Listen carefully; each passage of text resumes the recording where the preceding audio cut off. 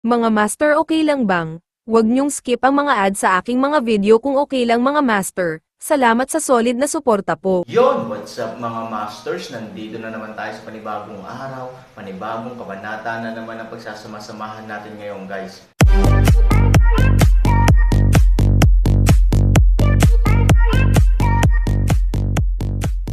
Bali mga masters, kung bago ka pa lang po sa aking YouTube channel, please click the subscribe button, lalong-lalo na po yung notification bell guys, para maging connected pa rin tayo sa isa't isa at maging updated kayo sa mga susunod ko pang video.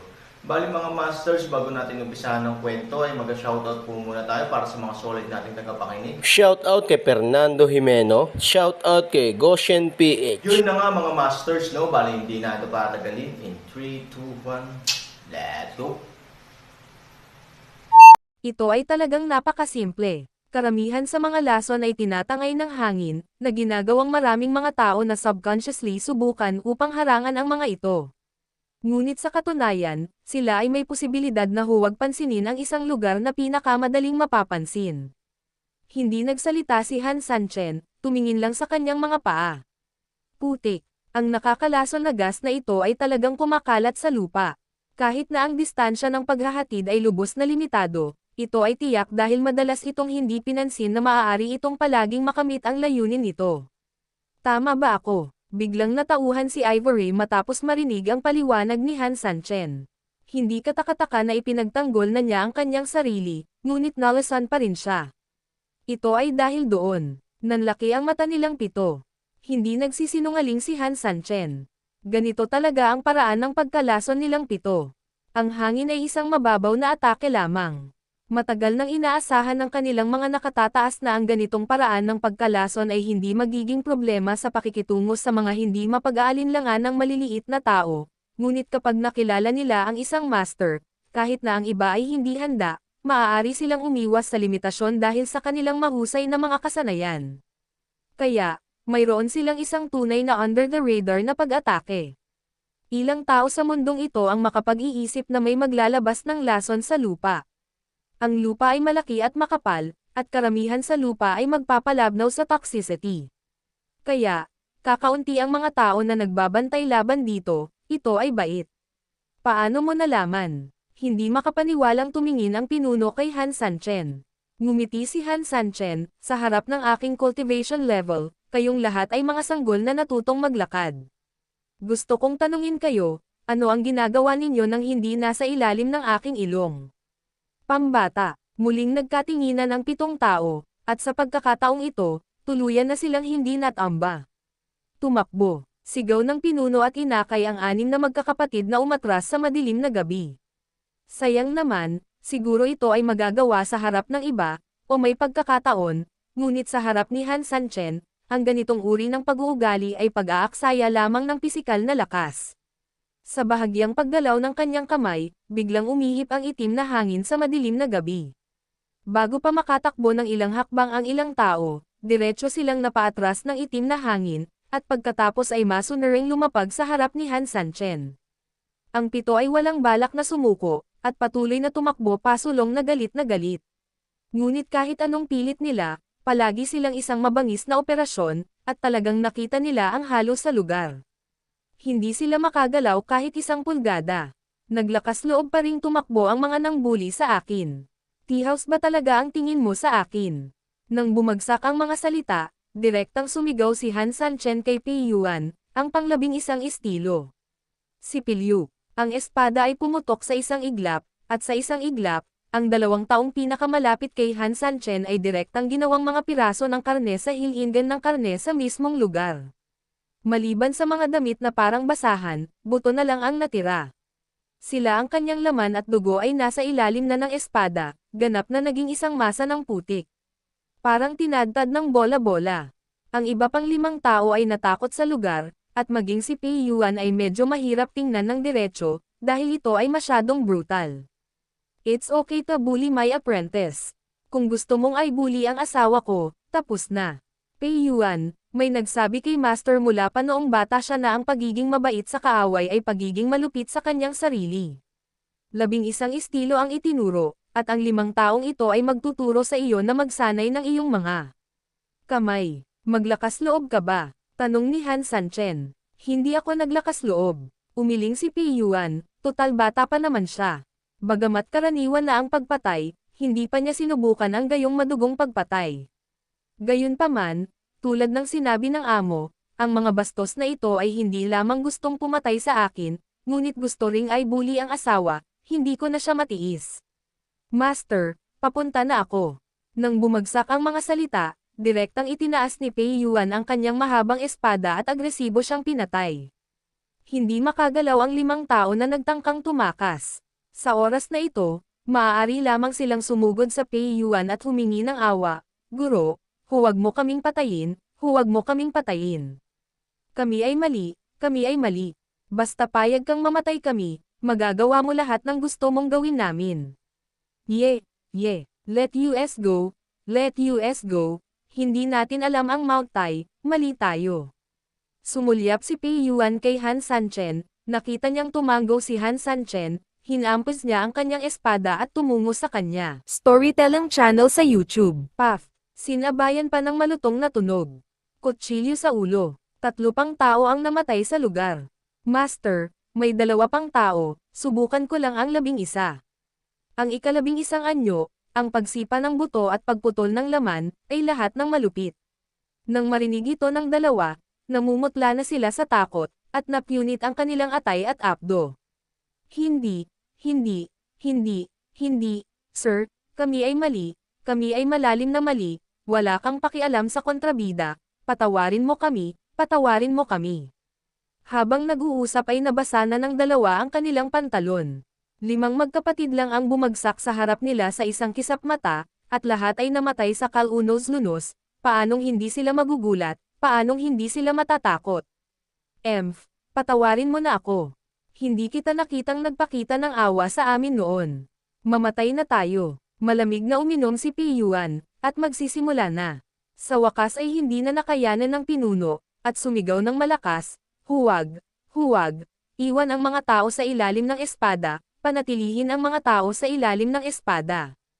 As long as hindi mo kami papatayin, we can do whatever you want. We were also instructed by others. In fact, we don't want to kill innocent people indiscriminately." Nang marinig ito, tumango si Han Sanchen kay Pi Yuan, na nagpapahiwatig na wala siyang dapat gawin. "Ano, gusto mong magbenta ng impormasyon para mailigtas ang buhay mo?" Ngumisi si Han Sanchen, bagaman ito ay napakaluma, gusto kitang bigyan ng pagkakataon. Ngunit sasabihin ko muna sa iyo ang mga pangit na bagay, kung wala akong interes na pakinggan ito, ipinapangako ko, hindi ka na magkakaroon ng pagkakataong sabihin ito sa pangalawang pagkakataon. Master, magtanong lang, ay. Dapat alam ko lahat, Master. Okay, simple ka lang, at hinding-hindi ako magpapaliban. Lahat ng babae sa syudad kinuha mo na. Gusto kong malaman, anong ginagawa mo sa dinami-daming babae? Ito, ang pinuno ay agad na nagpawis ng malamig. Kung tutusin, bagamat handa na siyang magsabi ng totoo, hindi niya akalain na si Han Sanchen ay maghahadges ng blockbuster pagdating niya. Ano ba? Nag-aalangan ka ba? Hehe, ulitin ko, wala nang second chance para magsalita. Nang bumagsak ang mga salita, napakatalino rin ni Pei Yuan at direktang itinaas muli ang malaking kutsilyo. Nang makita ang sitwasyong ito, ang pinuno ay hindi na maaaring mag-collapse, sinabi ko. Gayunpaman, hindi ko ito nakita ng aking sariling mga mata, kaya kung ano ang sinabi ko ay hindi kinakailangang 100%. Kung walang aksidente, ang mga babaeng nahuli ay dapat napatay na ngayon. Speaking of which, kapansin-pansing naging mahina ang boses niya. Sa takot na medyo lumakas, ang mga salitang ito ay makaakit ng matinding palo para sa kanya. Patay. Sumimangot si Han Sanchen, lahat sila ay mga batang babae, at, nagtanong ako, may daan-daang libong mga batang babae sa lungsod. Sa katunayan, ang paunang paghatol ni Han Sanchen ay dapat na ang mga babaeng ito ay ibinento lahat. Kung tutusin, sa lipunang ito kung saan kinakain ng malalakas ang mahihina, ang kumita ng pera ay mas mahalaga kaysa ano paman. Kung ikaw ay may pera, ikaw ay likas na makapangyarihan, kaya hindi karaniwan na gumawa ng isang bagay para sa pera. Ang lugar kung saan nagtitinda ng paputok ang mga babae, Maraming tao ang gumagawa ng ganitong negosyo. Gayunpaman, ang hindi maisip ni Hansan ay ang sagot na ibinigay ng pinuno ay patay na sila. Paanong hindi ito nakakagulat? Daan-daang libong babae, tao ka ba? Nagalit si Ivory. Bagaman hindi niya alam kung ano ang eksaktong nangyari, nang marinig niya na daan-daang libong kabataang babae ang namatay sa kanilang mga kamay, hindi niya napigil ang magalit. Isang antidote, malamig na sabi ni Ivory. Ang pinuno ay hindi nang ahas na magpabail, at nagmamadaling. Inilabas ang antidote sa kanyang bag, at pagkatapos ay masunuring iniabot ito kay Han Sanchen. Kinuha ni Han Sanchen ang antidote, ginalaw ang kanyang kamay, at direktang ibinato kay Ivory. Gamit ang antidote, mabilis na naka-recover si Ivory, ngunit syempre ang unang bagay na magagawa niya ay hindi ang paggalaw ng kanyang mga kamay at paa, kundi ang patayin siya ng direkta. Mga hayop lang kayo, pinatay ko kayo para ipaghiganti sila. Ate, hindi tita, huwag mo akong patayin, ang usaping ito. Walang kinalaman sa amin ang bagay na ito. Kahit patayin mo kami, hindi ka makakaganti. Bahagyang tinapik ni Han Sanchen si Ivory. Talagang walang kahulugan ang pumatay ng isang maliit na minion. Ang tunay na layunin ay palaging ang malaking tao sa likod nito, makalaya. Saglit na nag-alinlangan si Ivory, pagkatapos ay nagpipigil ng hininga. Umalis ka muna sa buhay ng aso mo, sabihin mo, para saan mo pinapatay ang napakaraming babae. Kung maglakas loob kang magsinungaling, masisiguro kung mamamatay ka ng walang libing. Ang pinuno ay desperadong tumango, at pagkatapos bumitiw ni Ivory, nahihiyang sinabi niya, sa totoo lang, ang mga babaeng ito ay wala dito para magbenta ng paputok. Minsan, may umiinom sa amin sa itaas. Nung lasing siya, hindi niya sinasadyang nabunyag. Sabi niya, sa totoo lang, mayroon tayong isang uri ng walang kapantay na salamangka dito. Espesyal kung kinokolekta ang yin-chi ng mga kababaihan upang malinang ng mga tao ang dafa. Likas na yin ang mga kababaihan. Natural, ang kanilang mga bloodline ay may kinikilingan din dito. Mayroon ding aura na mas mahalaga kaysa yin. Sa makatuwid, kung ang isang buhay na babae ay maaaring mahuli at damyugo, pagkatapos ay kapag ang dami ng dugo ay sapat na, ito ay tiyak na makakagawa ng isang mahusay na tagumpay. Nakakabilib. So, dalawa lang ang ending ng mga babaeng nahuhuli. Ang isa ay ang mga taong mukhang payak ay direktang pinapatay, at ang isa pa ay ang mga ito ay maganda at pinapatay pagkatapos nilalaro. Hayop lang, hindi, ang sabihing mga hayop kayo ay isang insulto sa mga hayop.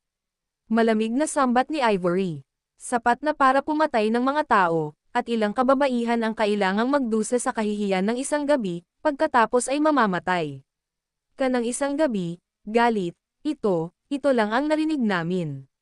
Sa katunayan, hindi kami naglaro. At, kahit na gusto naming maglaro, hindi ito isang bagay na pwedeng laruin ng mga taong ka-level namin. Malamig ang mukha ni Ivory, nakalaro ka na ba, hindi mo ba mas kilala ang sarili mo? Nagpapanggap ka pa rin ba sa harapan ko? Hindi mo man lang sinabi na gusto mong paglaruan kita. Now, you are not qualified again. Nang marinig ito, ang malamig na pawis sa noo ng pinuno ay nag-uumapo. Kanina lang nila ito naisip, hindi ito mali. Gayunpaman, iyon ay dahil din sa napakaraming gabi nilang nilakad nang hindi nakatagpo ng multo. Sa lahat ng pagkakataon, nakahuli sila ng hindi kilalang bilang ng mga babae, ngunit sa huli, hindi pa nila ito nahawakan kahit isang pangmatagalan, dulo ng daliri, sa dulo ng daliri. Hindi komportable para sa sino man na suotin ito.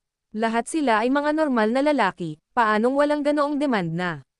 Halos lahat ng kababaihan sa lungsod ay nahuli nila, at hindi sila kailanman nagkaroon ng pagkakataon na palayain ang kanilang mga sarili. Ilang mga tao ang bumaling sa kanilang mga puso at nagpasya na palihim na dalhin ang kanilang mga ulo sa likod ng kanilang mga likod at gumawa ng ilang mga kaiyahiyang bagay. Si Ivory ay hindi natutuwa sa mga pagbibitiw na ito, at walang katapusan na apoy sa kanyang mga mata. Sakto namang hinayla ni Han Sanchen ang kanyang balikat, na nagpapahiwatig na hindi na niya kailangan. Mula sa isang aspeto ng bagay, ang taong ito ay talagang malabong magsinungaling. Ang dahilan ay napakasimple. Kung ang lahat ng mga sundalo sa ilalim ng kanyang pamumuno ay maaaring magulo sa kalooban, kung gayon ang bagay na ito ay malamang na masyadong magulo upang malaman kung ano ito. Kung ang mga babae ay maaaring ipadala ng maayos ay kailangang markahan ng isang malaking tandang pananong. Pagkatapos ng lahat, sa paggawa nito, ang ibaba ng agos ay mag-aalis ng maraming kababaihan. Sa makatuwid, dapat silang magkaroon ng lubos na mahigpit na mga hakbang at censorship, kaya ang kredibilidad ng sinabi ng maliit na pinuno na ito ay dapat na natural na mataas. Paano ang mga babae? Tanong ni Han Sanchen. Iba ang mga babae sa mga dalaga, wala silang katawang extreme yin, kaya simula pa noong unang panahon, nangongolekta man ito ng yin o nangongolekta ng yang, kung tutusin, sa huli, madalas silang mga birhen at birhen. Sa puntong ito, hindi maintindihan ni Han Sanchen kung ano ang gusto nilang gawin sa mga babaeng ito. Originally, kung tutusin, ang utos sa itaas ay para lang talaga sa mga babae, but unfortunately. Sayang naman, linawin mo, huwag mong subukang maging palpak. Si Suying Xia ay nasa bingit ng pagsabog anumang oras. Sa katunayan, ang pakiramdam na ito ay naiintindihan din. Kung tutusin, talagang gustong patayin ni Han Sanchen ang mga puta, ngunit mas makatwiran siya kung ikukumpara. Alam na alam niya na mas mahalaga ang mga taong nasa likod niya. Sa kasamaang palad, nagkaroon ng pagbabago sa itaas, at ang pagbabagong ito ang pumihil sa aming plano na maputol. Napabuntong hininga, nagpatuloy ang pinuno, ito ay talagang nagkataon. Parang may kaugnayan ito sa pagbagsak ng lungsod. Ano? Yun na nga mga masters, no? Bali panibagong kabanata na naman yung natapos natin ngayong gabi. Muli, maraming salamat po talaga sa walang sawang suporta po sa aking YouTube channel na talagang inaabangan nyo po ang bawat upload ko po. Bali mga masters, magkita-kita ulit po tayo bukas ng gabi at ngayon po ay magpapaalam po muna tayo. Bali mga masters, bye-bye!